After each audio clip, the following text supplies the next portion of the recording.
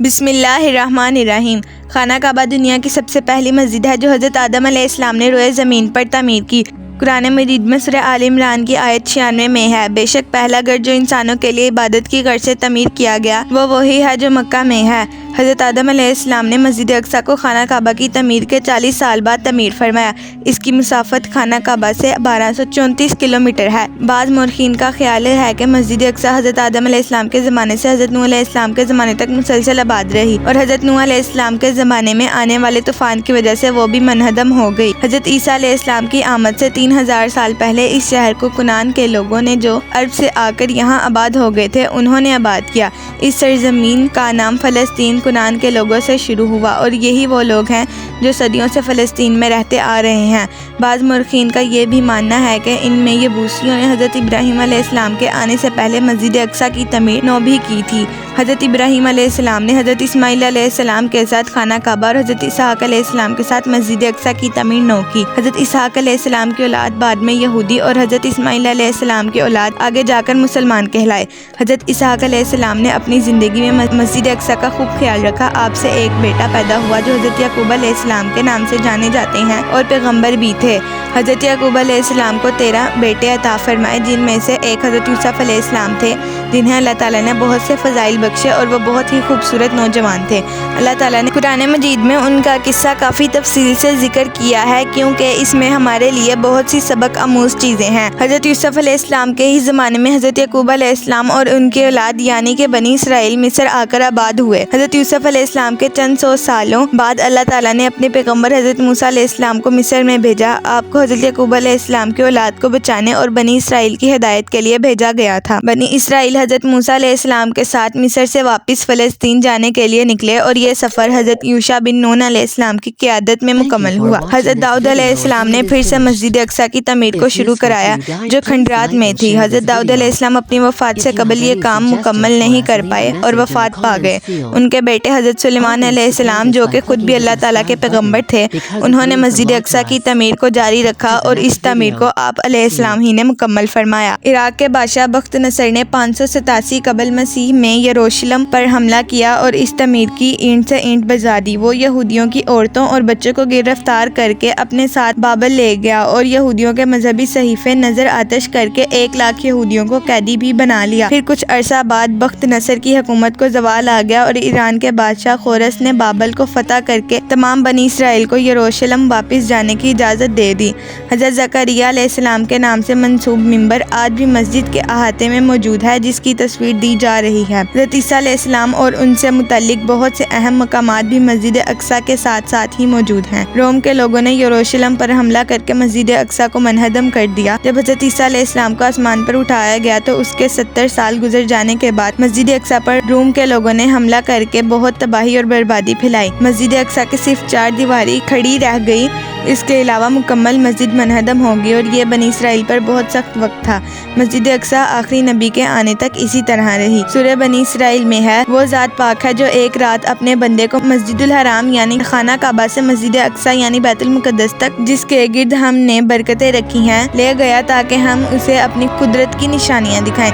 بے شک وہ سننے والا اور دیکھنے والا ہے۔ آپ صلی اللہ علیہ وسلم اور تمام مسلمان جب تک مکہ میں تھے مسجد اقصی کی طرف ہی منہ کر کے نماز پڑھتے تھے۔ یہ مدت کل 12 سالوں پر مشتمل ہے اور جب مسلمان مکہ سے ہجرت کر کے مدینہ آئے تب بھی 17 ماہ تک مسلمان مسجد اقصی ہی کی طرف منہ کر کے نماز پڑھتے رہے۔ اس کے بعد اللہ تعالیٰ نے مسلمانوں کو حکم دیا کہ اب اپنا منہ مسجد اقصی کو چھوڑ کر خانہ کعبہ کی طرف جو کہ مکہ مکرمہ میں واقع ہے کر کے نماز پڑھیں۔ سورہ بقرہ میں ہے، احمق لوگ کہیں گے کہ مسلمان جس قبلے پر پہلے سے چلے آتے تھے اب اس سے کیوں منہ پھیر بیٹھے؟ تو تم کہہ دو کہ مشرق اور مغرب سب خدا کا ہی ہے، وہ جس کو چاہتا ہے سیدھے رستے پر چلاتا ہے، اور اسی طرح ہم نے تم کو امت معتدل بنایا ہے تاکہ تم لوگوں پر گواہ بنے رہو اور پیغمبر تم پر گواہ بنے، اور جس قبلے پر تم پہلے تھے اس کو ہم نے اس لیے مقرر کیا تاکہ معلوم کریں کون ہمارے پیغمبر کا تابع رہتا ہے اور کون الٹے پاؤں پھر جاتا ہے، اور یہ بات گراں معلوم ہوئی مگر جن کو خدا نے ہدایت بخشی، اور خدا ایسا نہیں کہ تمہارے ایمان کو یوں ہی کھو دے، خدا تو لوگوں پر بڑا مہربان اور صاحب رحمت ہے۔ اے محمد صلی اللہ علیہ وسلم، ہم تمہارا آسمان کی طرف منہ پھیر پھیر کر دیکھنا دیکھ رہے ہیں، سو ہم تم کو اسی قبلے کی طرف جس کو تم پسند کرتے ہو منہ کرنے کا حکم دیں گے، تو اپنا منہ مسجد الحرام یعنی خانہ کعبہ کی طرف پھیر لو، اور تم لوگ جہاں ہوا کرو نماز پڑھنے کے وقت اسی مسجد کی طرف منہ کر لیا کرو۔ اور جن لوگوں کو کتاب دی گئی وہ خوب جانتے ہیں کہ نیا قبلہ ان کے پروردگار کی طرف سے حق ہے، اور جو کام یہ لوگ کرتے ہیں خدا ان سے بے خبر نہیں۔ اور اگر تم ان اہل کتاب کے پاس تمام نشانیاں بھی لے کر آؤ تو بھی یہ تمہارے قبلے کی پیروی نہ کریں، اور تم بھی ان کے قبلے کی پیروی کرنے والے نہیں ہو، ان میں سے بھی بعض کے قبلے کی پیرو نہیں۔ اور اگر تم باوجود اس کے کہ تمہارے پاس دانش یعنی وحی خدا آ چکی ہے ان کی خواہشوں کے پیچھے چلو گے تو ظالموں میں داخل ہو جاؤ گے۔ حضرت محمد صلی اللہ علیہ وسلم کی وفات کے 6 سال بعد مسلمانوں کا لشکر مختلف ممالک فتح کرتا ہوا یروشلم تک پہنچ گیا۔ اس وقت وہاں عیسائیوں کی حکومت تھی، وہ قلعہ بند ہو گئے اور صلح کے لیے یہ شرط رکھی کہ مسلمانوں کے خلیفہ خود آئیں تو وہ انہیں شہر کی چابی حوالے کریں گے۔ چنانچہ خلیفہ دوم حضرت عمر فاروق رضی اللہ تعالیٰ عنہ کو اس کی اطلاع دی گئی تو آپ خود یروشلم گئے اور اس وقت وہاں پر قابض عیسائیوں سے معاہدہ کر کے یروشلم کو اسلامی حکومت کے ماتحت لے آئے۔ یہاں اہل قدس کے نمائندے خلیفۃ المسلمین کی خدمت میں حاضر ہوئے اور صلح کی درخواست کی۔ حضرت عمر رضی اللہ تعالیٰ عنہ نے یہ درخواست منظور کی اور حسب ذیل عہد نامہ اپنے دستخطوں سے لکھ کر ان کو عطا فرمایا۔ اللہ کے بندے امیر المومنین کی طرف سے اہل اہلیہ بیت المقدس کو یہ امان نامہ دیا جاتا ہے۔ اہل اہلیہ کی جان مال گرجوں سلیبیوں سب کو امان دی جاتی ہے، بیماروں تندرستوں اور سب مذہب کے لوگوں کو یہ امان شامل ہے۔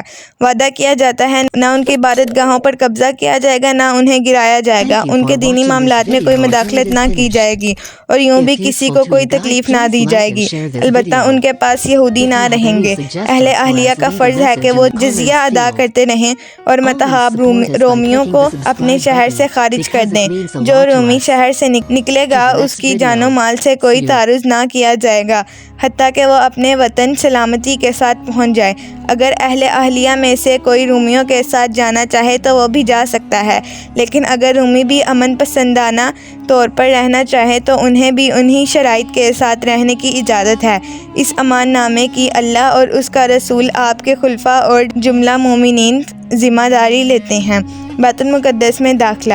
اس عہد نامے کی تکمیل کے بعد اہل قدس نے شہر کے دروازے کھول دیے اور حضرت عمر رضی اللہ تعالیٰ عنہ نے بیت المقدس کا قصد کیا۔ بیت المقدس کے سفر کے لیے حضرت عمر رضی اللہ تعالیٰ عنہ کی خدمت میں ایک ترکی گھوڑا پیش کیا گیا۔ آپ سوار ہو گئے تو گھوڑا الیل کرنے لگا۔ حضرت عمر رضی اللہ تعالیٰ عنہ اتر پڑے اور فرمانے لگے، کم بخت، تو نے یہ غرور کی چال کہاں سے سیکھی؟ اور اپنے گھوڑے کو منگا کر اسی پر روانہ ہوئے۔ اس واقعے کے بعد کبھی آپ ترکی گھوڑے پر سوار نہ ہوئے۔ حضرت عمر رضی اللہ تعالیٰ عنہ رات کے وقت بیت المقدس میں داخل ہوئے، سب سے پہلے مسجد اقصیٰ میں حاضری دی اور محراب داؤد میں 2 رکعت تحیۃ المسجد ادا کی۔ بنو امیہ کے ایک خلیفہ جن کا نام عبد الملک بن مروان تھا، انہوں نے اسی مسجد جو حضرت عمر فاروق رضی اللہ تعالیٰ عنہ نے بنوائی تھی اس کے اوپر ایک بڑی مسجد تعمیر کروائی۔ اسی طرح حضرت عمر فاروق رضی اللہ تعالیٰ عنہ کی بنائی ہوئی مسجد مکمل اس مسجد کے اندر ہی آ گئی جو عبد الملک بن مروان نے تعمیر کروائی تھی۔ ابھی یہی تعمیر قائم ہے۔ بعد میں مختلف اسلامی بادشاہوں نے اس کی مرمت کا کام جاری رکھا۔ اس کے علاوہ انہوں نے ایک اور نہایت اور وسیع عالی شان عمارت تعمیر کی جس کا نام قبۃ الصخرہ ہے، جو ابھی بھی انہی بنیادوں پر قائم ہے۔ قبۃ الصخرہ کا گنبد سنہری رنگ کا ہے اور اس کی 4 دیواری نیلے اور خوبصورت پتھروں سے منقش ہے۔ سن 1099 عیسوی میں عیسائیوں کی مشترکہ فوج جنہیں صلیبی افواج کہا جاتا ہے، انہوں نے یروشلم پر حملہ کیا اور 5 ہفتوں کی مسلسل جنگ کے بعد یروشلم پر قبضہ کر لیا۔ اس دوران انہوں نے یروشلم میں کافی خون خرابہ کیا اور 70,000 مسلمان مردوں، عورتوں اور بچوں کو قتل کیا۔ جب یروشلم پر صلیبی افواج قابض تھیں، مسلمان ہمیشہ متفکر رہتے تھے کہ کس طرح سے یروشلم کو صلیبیوں کے جابرانہ تسلط سے آزاد کرایا جائے اور پھر سے اسے اپنی تحویل میں واپس لایا جائے۔ اور اسی فکر کے ساتھ مسلمان بادشاہ نور الدین رحمۃ اللہ علیہ نے اقصیٰ کے لیے ایک بہترین منبر بھی بنوایا تھا تاکہ یروشلم کی آزادی آزادی کے موقع پر اسے اقصیٰ میں نصب کیا جائے، تاہم نور الدین بادشاہ اپنے اس مبارک ارادے کی تکمیل سے پہلے اپنی 9 عمری میں وفات پا گئے اور یروشلم کو صلیبیوں سے آزاد نہ کرا سکے۔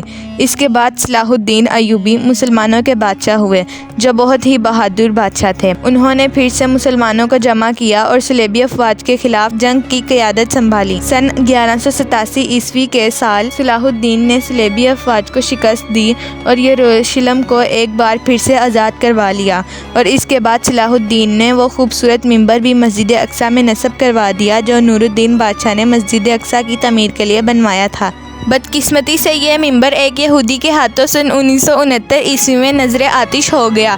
سلطان نے حرم پر قبضہ کرنے کے بعد فرنگیوں سے مارکہ آرائی شروع کر دی۔ 579 میں فوجیں جمع کر کے فرنگی علاقے پر حملہ کر دیا۔ متواتر 14 سال تک نصاری سے جہاد کیا، شام کے تمام علاقے نصاری سے باقوت لے لیے، بیت المقدس فتح کیا، اسلام کے دشمن ریجینالڈ کو قتل کیا، دوسرے عیسائی حکمران گامی، بالڈون، والڈ، کورنتی، جوسکن وغیرہ جو گرفتار تھے ان کی جان بخشی کی۔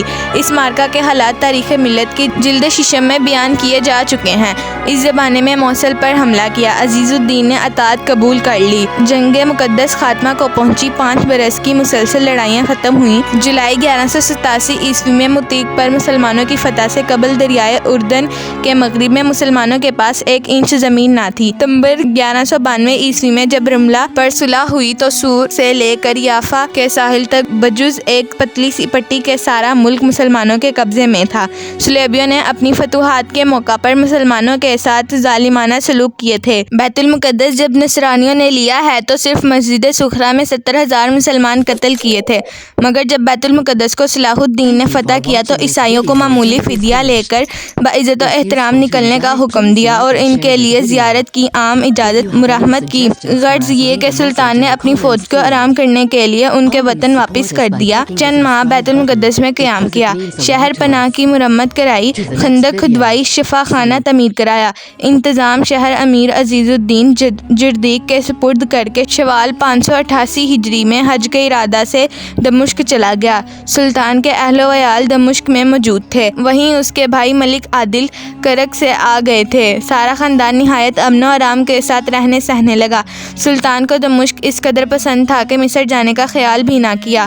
کئی سال سے سلطان کی صحت بگڑ گئی تھی، جہاد کی مساعی میں اس نے کچھ خیال نہ کیا۔ رمضان کے روزے قضا ہو گئے تھے، ان کو پورا کرنے لگا جو مزاج کے موافق نہ پڑے۔ طبیب نے روکا کہ صحت کے لیے اس وقت ملتوی کر دیجیے۔ سلطان نے کہا معلوم نہیں آئندہ کیا پیش آئے، اور کل روزے پورے کیے، جس سے صحت جواب دے گئی۔ وسط سفر میں 589 ہجری میں حالت بگڑنے لگی، مرض بڑھ گیا، غشی طاری ہو گئی۔